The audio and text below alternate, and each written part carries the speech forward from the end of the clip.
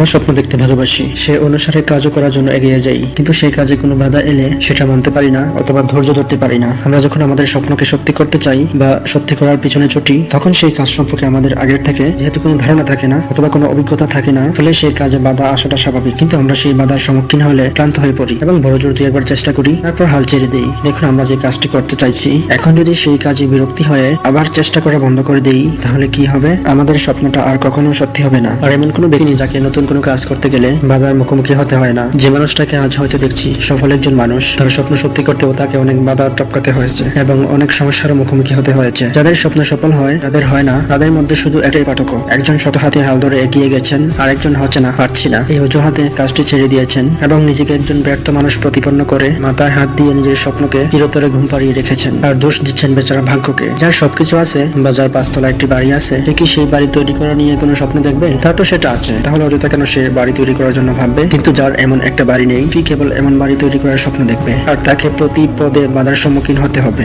যে হাল ছেড়ে দেবে সে ব্যর্থ হবে, আর যে থামবে না, লড়াই চালিয়ে যাবে, সে একদিন না একদিন সফলতা অর্জন করতে পারবে। তাই স্বপ্ন শুধু দেখলেই তা বাস্তবায়িত হবে না। এই স্বপ্নকে বাস্তবায়িত করতে গেলে অনেক ধৈর্য ধরতে হবে। এই ধৈর্য ধরতেই বেশিরভাগ মানুষই পারে না। তাই বেশিরভাগ মানুষের জন্যই বাস্তব হয় না। তাই বেশিরভাগ মানুষের জন্যই স্বপ্ন বাস্তব হয় না। তো বন্ধুরা, ভিডিওটি ভালো লাগলে সাবস্ক্রাইব করে পাশে থাকবেন। ধন্যবাদ সবাইকে।